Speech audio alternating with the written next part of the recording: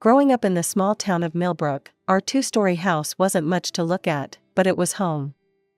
My parents, both teachers at the local school, made sure my sister Jane and I never went without, even if we weren't swimming in luxury. They had this way of stretching a teacher's salary to make everything work, and somehow, they always did. Jane was my big sister, my best friend, and everything I wasn't. While I preferred the quiet company of books and sketch pads, she was like a firecracker that lit up every room she entered. I can still picture us as kids, climbing the old oak tree in our backyard, making up wild stories about being explorers or royal princesses. Those were simpler times, before our paths started to diverge. As we grew older, the differences between us became more pronounced. Jane was everything I wasn't: outgoing, talented, and seemingly perfect in every way. She wrote poetry that made our English teacher cry, starred in every school play, and still found time to be a star player on the basketball team. Meanwhile, I was just there. The quiet one. The one who'd rather spend lunch break in the library with a book than in the cafeteria with crowds. Our parents never played favorites, at least not openly. They celebrated Jane's achievements with the same enthusiasm they showed for my decent grades and quiet accomplishments. But there was always this unspoken understanding that Jane was destined for greater things. When college acceptance letters started arriving, it wasn't a surprise that Jane got into Riverside University, one of the most prestigious schools in the state. I still remember the day she got her letter. Mom and Dad couldn't stop crying with joy. "Our baby's going to Riverside," Mom exclaimed, hugging Jane tight. "We always knew you were special." Dad was already on the phone, calling relatives. "Did you hear? Jane got into Riverside. Full academic scholarship." That was the beginning of the real divide between us. Not that we stopped loving each other, but life has a way of pulling people in different directions. Jane moved to the city, and I stayed behind, still in our childhood home, still trying to figure out who I was supposed to be. Little did I know then that our sisterly bond would be tested in ways I never could have imagined. That a single golden ring would shatter everything we'd built over the years, and force me to question everything I thought I knew about family, trust, and forgiveness. The phone calls home from Jane became a weekly ritual of success stories and achievements. Each time, I'd sit at the kitchen table, watching Mom's face light up as Jane shared her latest triumph at Riverside. "Did you hear?" Mom would gush to anyone who'd listen. Jane's research paper was published in the university's psychology journal. "She's only a sophomore." Dad would chime in, "And she's maintaining a 4.0 GPA while doing all this extra research. That's our girl." I spent those 2 years after high school working at the local diner, saving what I could for community college. When I finally enrolled at Millbrook Community College, my parents managed a smile and a "That's nice, dear." It wasn't Riverside, but it was something. "You know, Jane was on local TV again yesterday," Mom announced during dinner one evening. They interviewed her about her research on childhood development. She looked so professional. "That's great," I mumbled, pushing my peas around my plate. I worked hard at my studies, I really did. But somehow, getting a B+ in Introduction to Business didn't quite measure up to Jane's published papers and television appearances.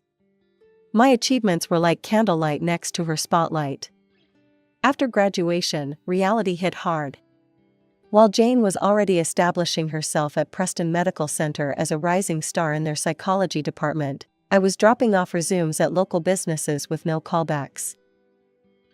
That's how I ended up working at Aunt Sarah's store as an assistant administrator.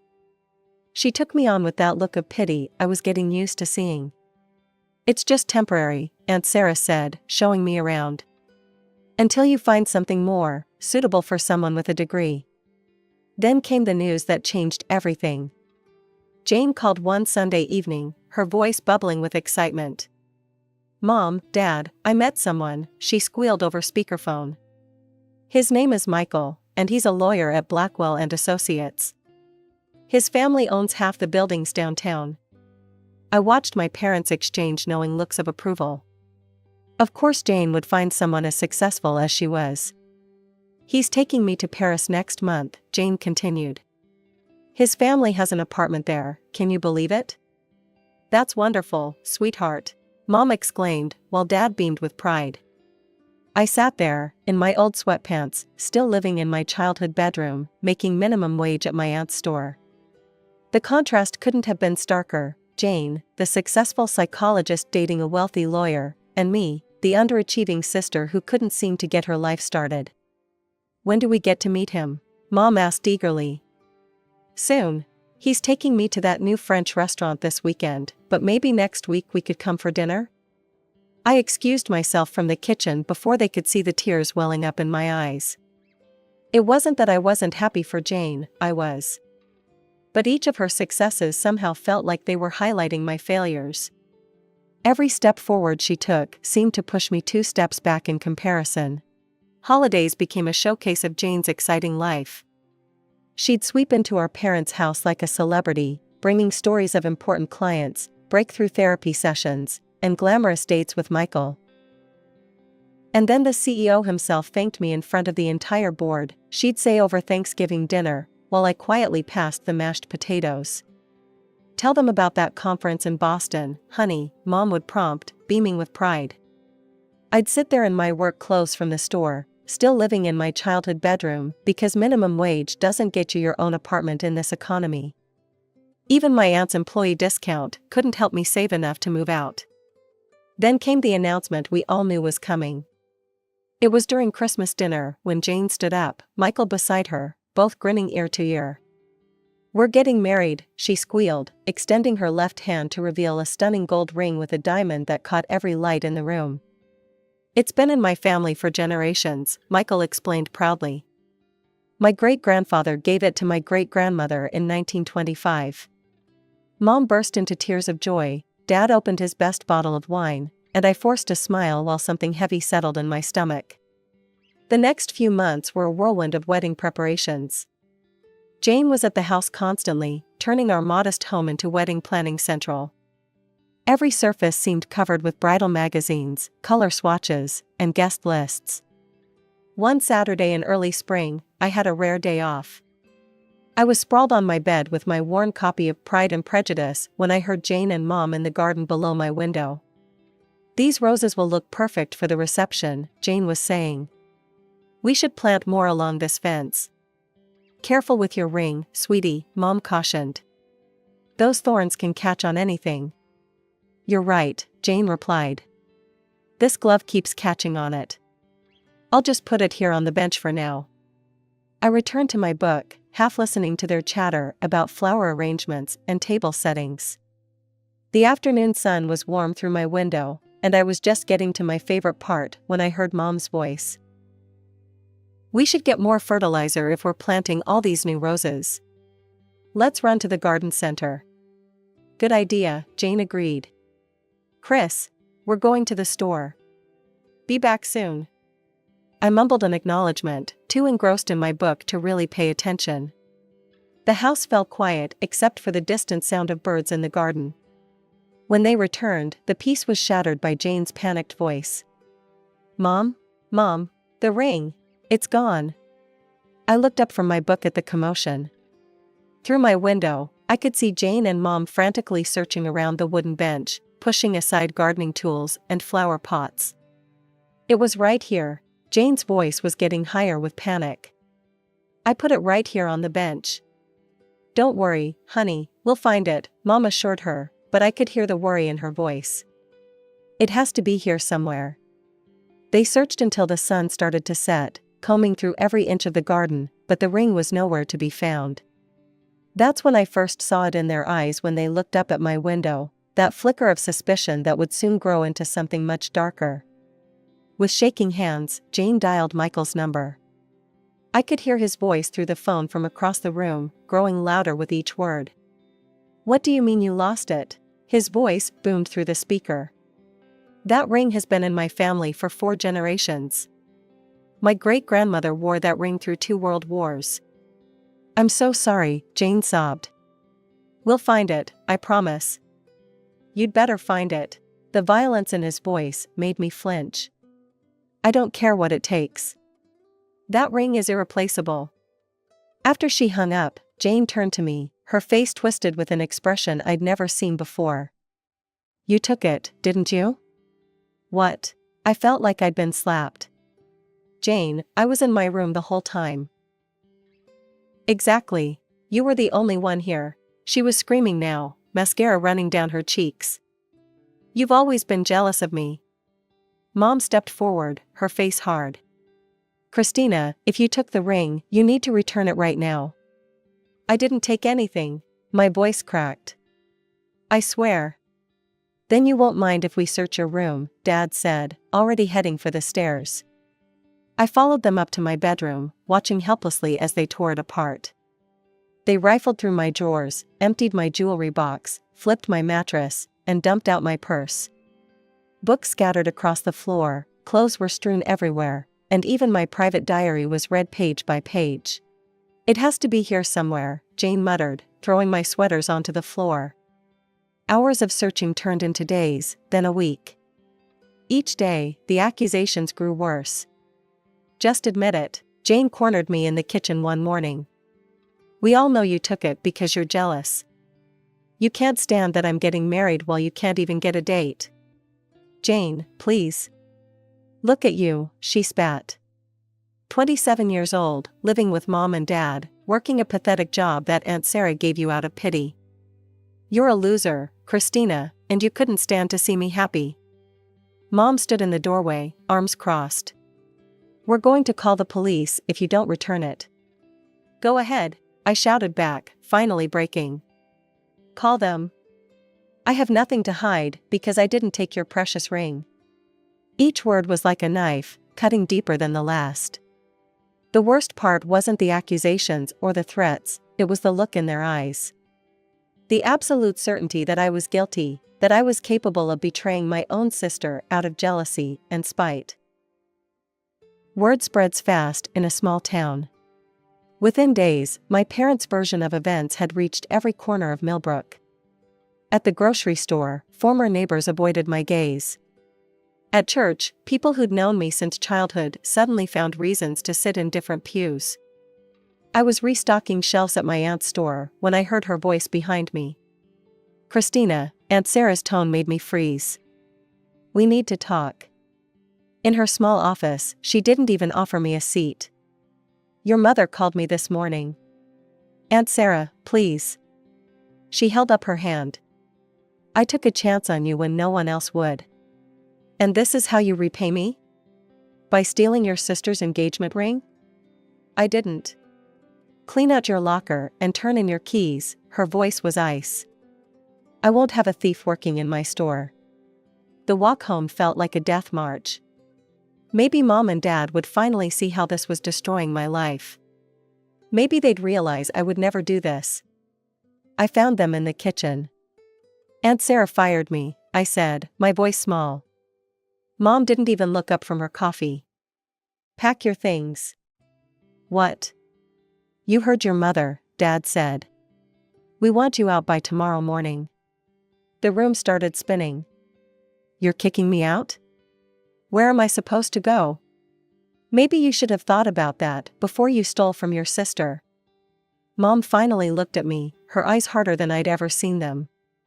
You brought shame to this family, Christina. I can't even look at my friends in the face anymore. I'm your daughter, I whispered. No daughter of mine would do what you've done. Her words cut like glass. You have until morning. I stumbled upstairs in a daze, pulling my old gym bag from the closet. How do you pack up a life in one bag? Which pieces of yourself do you choose to take? Clothes went in first, enough for a week, maybe 2. 1 pair of sensible shoes. My laptop, wrapped in a sweater. Then came the harder choices. The books that had been my friends when I had none, Pride and Prejudice, Jane Eyre, Little Women. Stories of other women who had to find their way in a hostile world. Through it all, I couldn't stop crying. These walls had heard my first words, seen my first steps. This room had been my refuge through every storm of my life. Now it was just another place I wasn't welcome. My phone buzzed with messages from old friends. I can't believe you would do this, and how could you? And don't contact me again. Sitting on my stripped bed, surrounded by the remnants of my life, I realized there was nothing left for me in Millbrook. Every bridge was burned, every door closed. Whatever I was going to become, it wouldn't be here. I had to leave. Not just this house, but this town, these memories, this life that had become a prison of accusations and distrust. Somewhere out there, I had to believe, was a place where I could start over. Where no one knew me as the sister who stole the ring, the daughter who betrayed her family, the girl who wasn't good enough. At 3 a.m., while staring at my phone's dwindling contact list, I remembered Rachel. We'd been close in college, before life pulled us in different directions. My fingers shook as I dialed her number, praying she still used it. "Chris?" Her voice was groggy with sleep. "What's wrong?"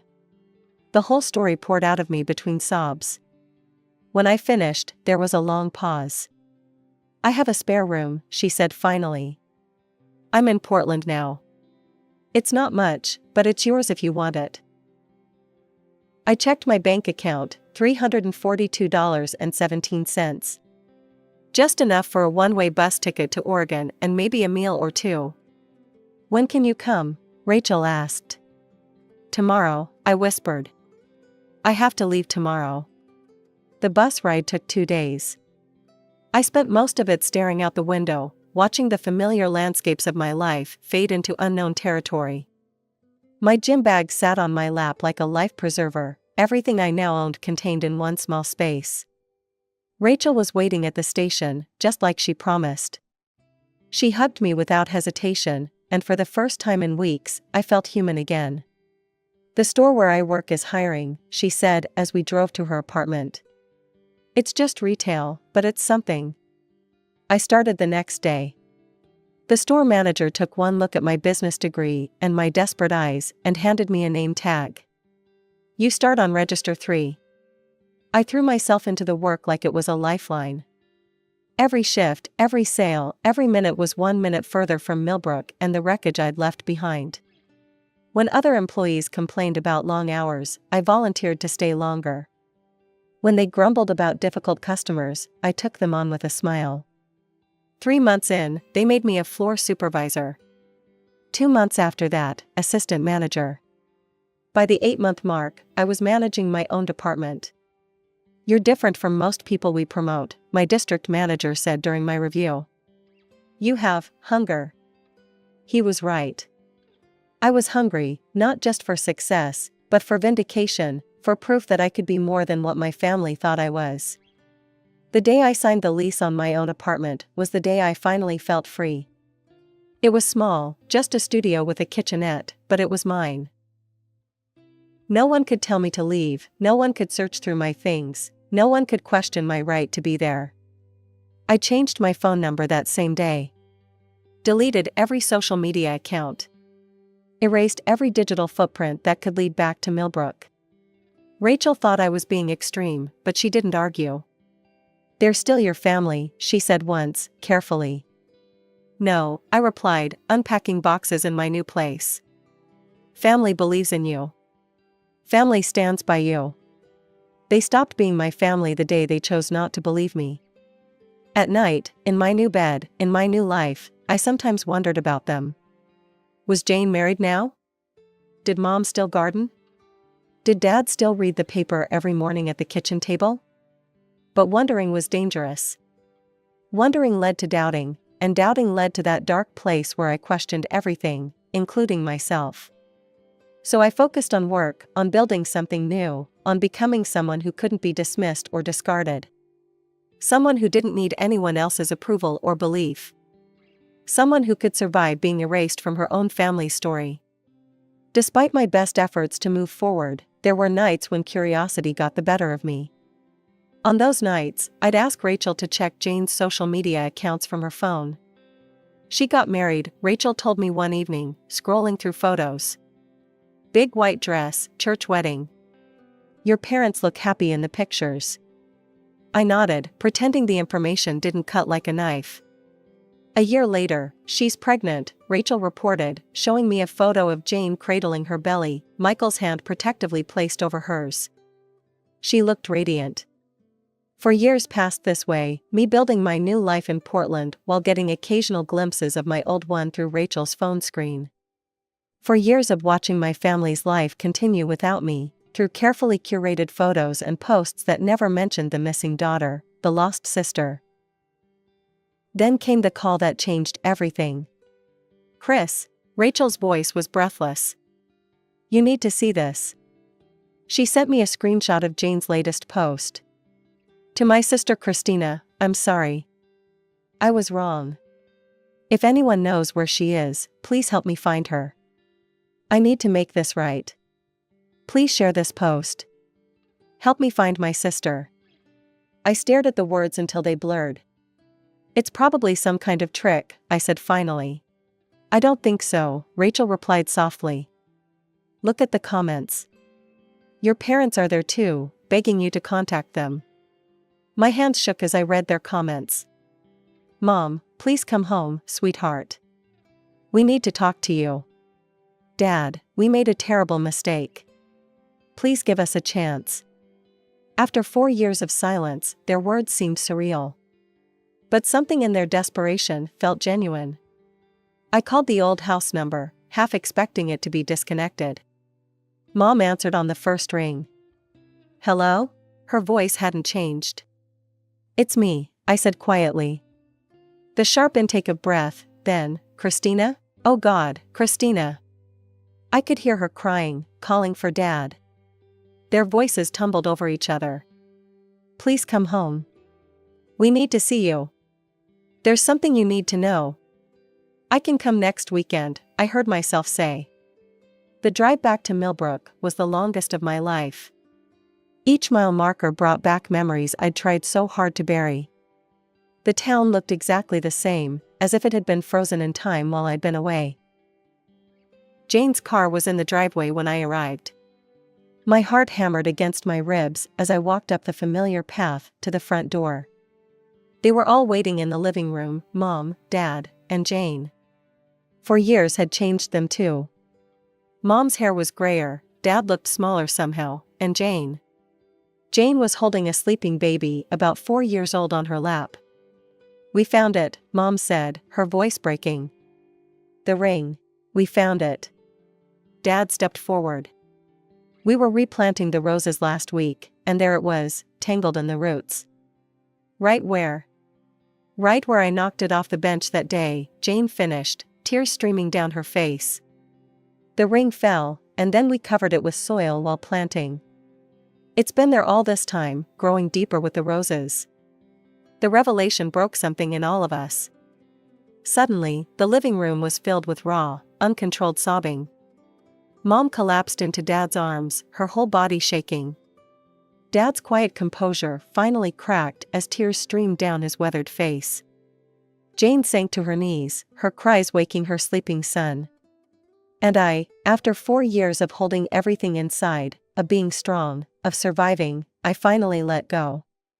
The tears came in waves, years of pain and loneliness pouring out in gut-wrenching sobs. "I'm so sorry, Chris," Jane choked out between gasps. "I was horrible to you. Cruel. Unforgivable. I let my fear and Michael's anger cloud my judgment. I chose to believe the worst about my own sister." Mom reached for my hand, but stopped short, uncertain. "We failed you as parents," she whispered through her tears. "We should have believed in you, protected you. Instead, we..." She couldn't finish. "Please," Jane pleaded, "tell us how to make this right. I'll do anything. We all will." I looked at them, these people who had once been my whole world, then my worst nightmare, and now I wasn't sure what they were. "I can't just pretend the last 4 years didn't happen," I said finally, wiping my eyes. "You didn't just accuse me, you condemned me. Turned the whole town against me. Threw me out with nothing but a gym bag and no place to go. What if..." Mom hesitated, then continued, "What if we saw someone? A family therapist? Someone who could help us rebuild what we broke." "Once a month," Dad added quickly, his voice still thick with emotion. "As long as it takes." I looked at the little boy on the couch, my nephew, I realized with a start. He had Jane's nose and Michael's dark hair. 4 years of his life had passed without an aunt. "I'm not moving back to Millbrook," I said firmly. "I have a life in Portland now. A good job. Friends who stood by me when no one else would." "We understand," Jane said. "We don't deserve to have you back in our lives. But if you're willing to try, even a little." It took 3 months before I agreed to my first holiday visit, Thanksgiving. I brought Rachel with me for support.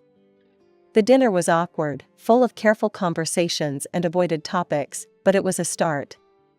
Dr. Martinez, our family therapist, helps us navigate the harder conversations. In her office, we talk about trust and betrayal, about the weight of expectations and the poison of assumptions. Sometimes we leave her sessions angry or hurt, old wounds reopened. But slowly, carefully, we're learning to hear each other. Jane's son, my nephew Tommy, is the easiest part. 4-year-olds don't carry grudges or remember family sins. To him, I'm just Aunt Chris, who brings him books from Portland and teaches him to draw. His innocent love is like a bridge between who we were and who we might become. The roses still bloom in Mom's garden, including the ones that grew around that ring for 4 years. Sometimes I look at them and think about how truth, like a ring in the earth, can get buried under layers of assumptions and accusations. But truth, like those roses, finds its way to the surface eventually. I'm not the same person who left Millbrook with a gym bag and a broken heart. They're not the same people who cast me out. We're all learning that healing, like gardening, takes time, patience, and constant care. Some days are harder than others, but we keep trying.